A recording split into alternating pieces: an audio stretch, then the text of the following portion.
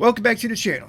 If you're new to the channel, welcome to the boat gang. All right, we got the Swifter XL 31-inch on the block. Today we're going to be working on the active front canard. This will eventually be a gyro activated and run front canard. Now, the way I'm building this canard into this hull, it can be done on pretty much any boat, any hydroplane. You know, the way I have it set up here, it's all like built externally. You know, you don't really have to really get into the sponsons. I mean, you do, but you don't. So we're going to try to get it finished up and mounted in this one. Stick around.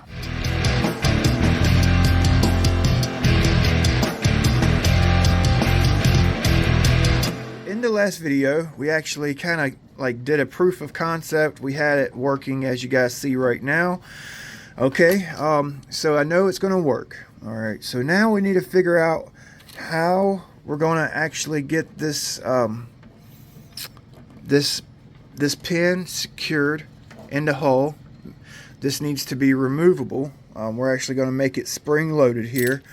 Okay, so I actually have some rivets. I have a bunch of different size rivets here. Okay, and what we're going to do is we're going to pull the pin out of this rivet, and I think we're going to use this for our through hole. Okay, we may need to actually modify it. So I already have one like here. Okay, you guys see this? So what I'm thinking is we're actually going to cut a piece of this brass tube to fit in this rivet, and it's basically gonna go in the boat like this. This has a piece of brass tube, blue Loctited in it. I used a piece of some balsa wood in the end of the tube, so it's like watertight. Okay, it's capped off. Piece of brass tube, I basically dipped it in some CA, and that balsa wood wicked up the CA, and then I used some baking powder and just kind of made sure it wasn't going to push out. All right, pretty simple. All right, so this is basically going to get mounted in the hull right here. Okay, now these rivets, they actually come in a lot of different sizes, and I was sitting here thinking, I'm like, man, this would actually make this big one right here would actually make a perfect water exit on the fly. You know, if you're just building like a homemade boat, just epoxy it into the hull, put your water line on right here, boom, on the fly water exit. Now it will also make a good through hull. Like if you want to run water cooling through the hull, you can install this in the hole like you see here, cut it about this long. You can put a piece of cooling line on the inside and on the outside, and it would actually make a pretty nice looking little through hole on the fly. You know, I got little ones here that would come in handy for different projects. Okay, so some ideas for you there. All right, just brainstorming out loud. You know, there are proper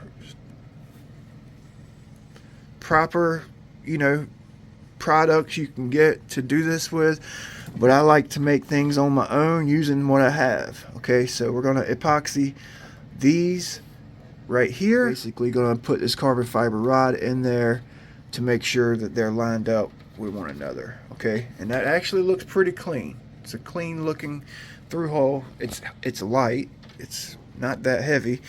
When you drill out the hole for this, take in consideration the angle of your topside deck. Okay, if you drill it too high, then you won't be able to put like a real long piece of tube in there, you know, because it'll run into the top deck. You guys see that? 1.5 millimeter capillary tube,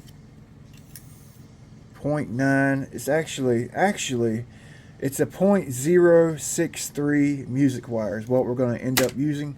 this is a steel wire, and I'm just using this for setup. We will get a music wire for this build.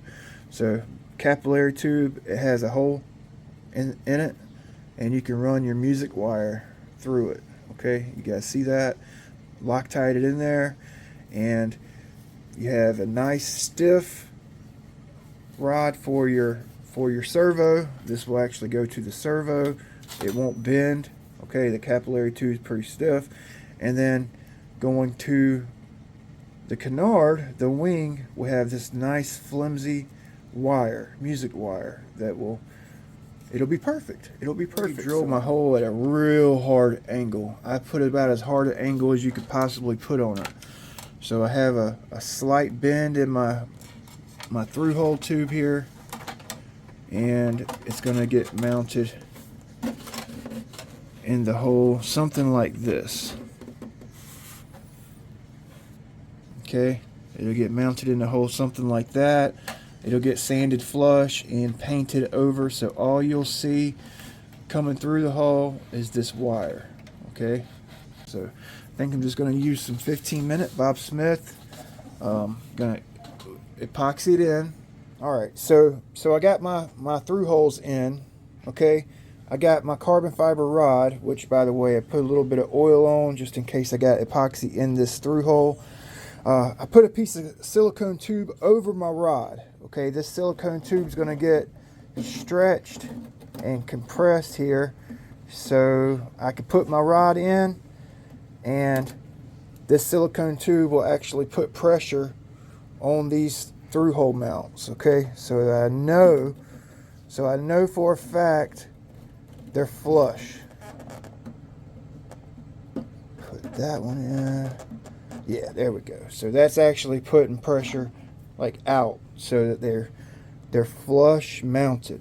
Okay, and the rod is actually keeping them parallel to each other. Okay, so while we're waiting on that to cure out, it's actually a pretty good idea. I just thought about that with that silicone line. So while we're waiting on that to cure out, I would like to go ahead and mount the control rod, but we cannot. We need to actually get our servo mount cut out. Okay, so my servo is going to get mounted, tucked up like right there, you know, with this little 17-gram Surpass digital high-speed servo. Okay, well, I say it's high-speed. It's fast. I had it in my little pocket rocket, and it's pretty quick. So like I mentioned earlier, we're going to use this piece of carbon fiber that I hand laid. Okay, and it's really light, like it's super thin, 0.7. Okay, so that should be good. We're going to use some of these guys right here, which I spilled coffee all over. Oh, anyway, we're going to use some of these threaded inserts. I spilled coffee right on top of this. M2.5 socket head screws. You guys can see them right there. Okay. All right. So I cut my servo mount. I used a pair of scissors. This stuff's so thin you can cut it with scissors. So that's basically her right there. We'll cut it to size here in just a minute. I went ahead and cut some carbon fiber pieces that's going to get put right here. Okay, I think we're just going to CA glue them on. I used to epoxy it on, but it's such a pain in the ass. It takes forever, you know. So we're just going to use some CA, thin CA. These are some threaded inserts that Jake, my buddy, gave me here, and I figured I would use them. You know, they come in different diameter, you know, inside diameter, threaded diameter, and lengths. Like I have this short one, and I have the same M2.5 in a longer version. I think this short one should work. It's about the same thickness as our mount here. Okay, so I got my servo mount made. I got those inserts in, just super glued them in. Boom, boom, boom. Okay, it's basically ready. Well, actually, I need to get a little small drill bit and drill some holes up here, some holes down here for the epoxy to hold on to. But it's basically ready to get epoxied in the boat. I did all the proper measurements, and let's hope I didn't get any super glue in these inserts. Okay, good deal. So it's ready to go. So I got some scrap carbon fiber that we're going to tear apart here. This one looks as good as any. Okay, just going to use the strands. Alright, and we're going to put this up in the tips. This is actually going to help the tips if I hit something. Also, it's going to reinforce the wing mounting points. In case we crash, we won't rip it out the hull, you know. So I got my boat stood up. I squeezed some alcohol in there about 10 minutes ago. Took a paper towel on this and cleaned it out so epoxy sticks. And let's get some epoxy. I'm gonna use this stuff right here, this Venom Carbon. It's pretty thin. I wouldn't think you would want a real thick epoxy in here. Something lightweight, you know. Yeah, because we don't want to add a whole lot of weight. This is P limited run, 2400 kV motor, 3660, so we don't want a heavy boat. We're trying to keep it light. Let's see. I'm going to say for both sides, let's try to get away with 15 grams for both sides. Okay.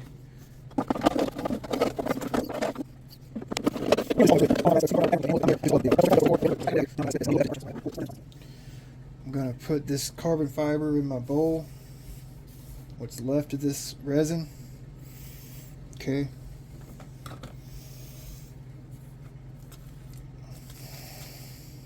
Trying to keep it light, man. I don't want to go, try not to go heavy with the resin because that adds weight. But we got to wet this out, and it'll wet out inside the boat too. Okay.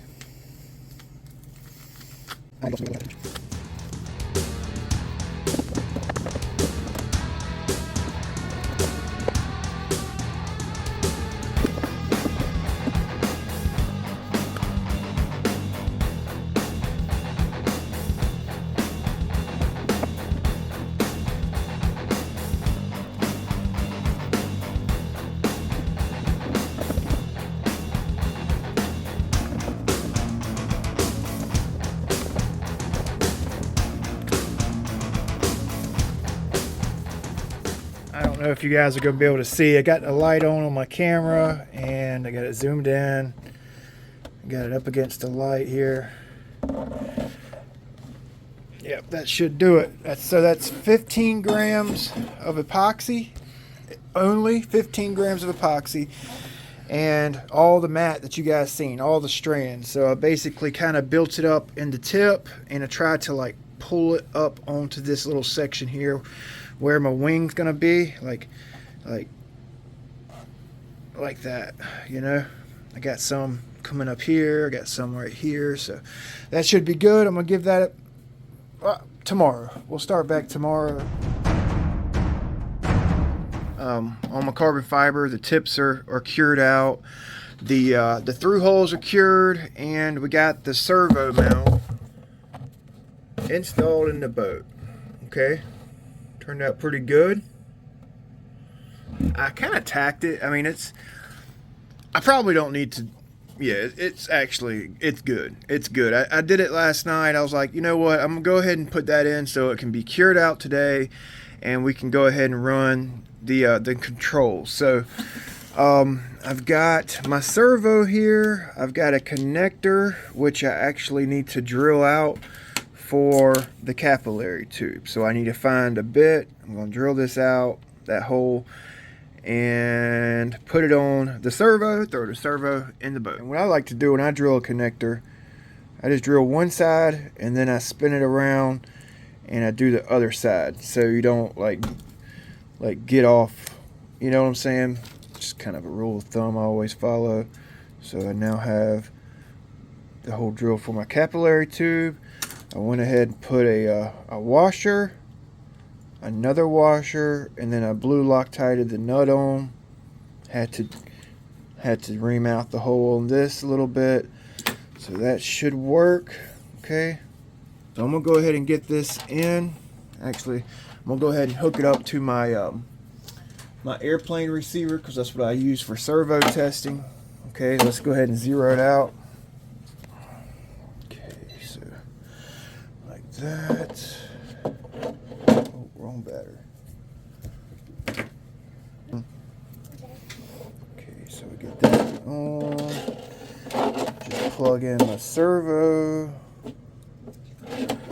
Make sure it's working. Zeroed out. So I think I'm going to put it in like this. Okay, that way the servo horn's aft, and it'll be a little bit easier to get to in case I need to adjust and tighten. Well, I know I'll need to get to this and tighten down on my rod. So I'm just going to slide this in. This is the first time I've had the servo in the mount since I've epoxied it in. So I just want to make sure this all lines up. Have it tightened up, but it's basically a straight shot, and I got just a little bend, a slight bend to my through hole.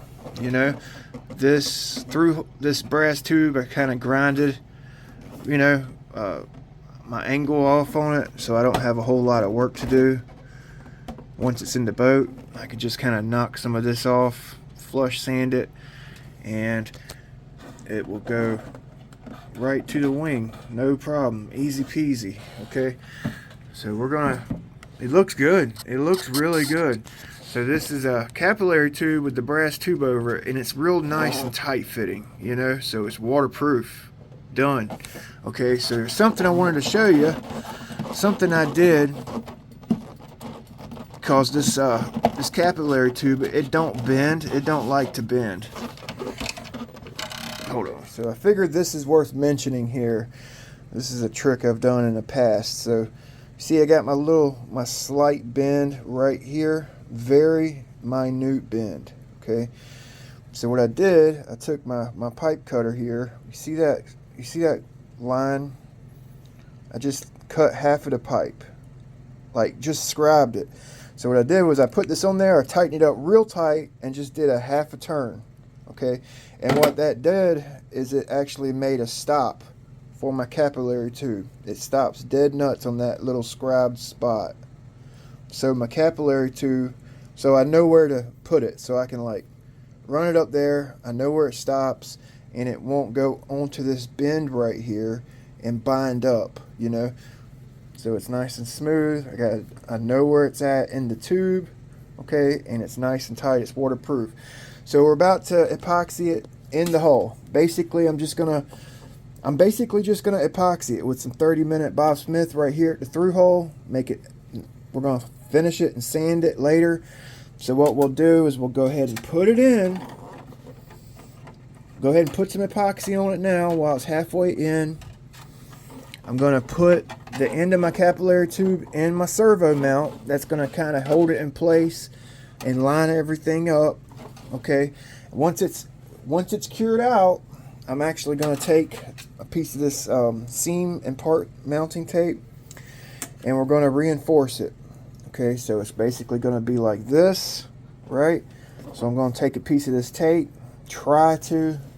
right here, like right there, and I'm going to run it over the tube. This will be on the hole, and this will be on the hole. Okay, that's what I'm going to do for reinforcement. All right, so I got my my through hole epoxied in. Okay, show you what I did. So most important part is to make sure you have your servo and your rod mounted. It's just like mounting a flex cable. Make sure you have your motor in, and then you mount your stuffing tube with the flex cable in the motor. Same thing with this. That servo will capture and hold your servo rod into place. Okay, so I basically epoxied here. I got some more cleanup work to do, but it's like filled in, epoxied into the hole. Okay, I'm gonna try to get you in so you guys can see. So I use that parts mounting tape like I mentioned earlier. Let me see if I can get you in there. So, well, before I do, I use this rod that I designate to stuff like this. It's aluminum, so it's easy to bend, you know. So I basically used it on the bottom, I smoothed down that cloth, and then I smoothed it out on the top, and it basically wrapped around my my through hole rod. Okay, so yeah, you can see it. Okay, so this is the cloth right here.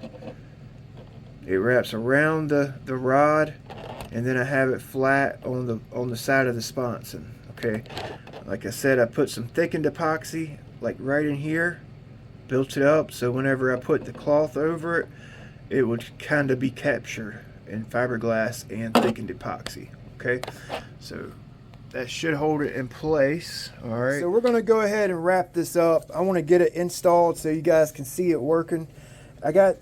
I have a short spring in here. It's real short. It's a small spring, so I'm looking for a longer one. Until I find a longer one, this is just gonna have to work. So I got very little spring action. I want a little bit more than that. Okay, so let's see. Maybe I can get it in here. Okay, so I put a connector on my control arm here. Got it kind of polished up. My linkage in first. This is going to be the first time I'm doing this with the linkage. Hopefully it works out. I'm going to get this flat, push that rod in, and it should clip right into place.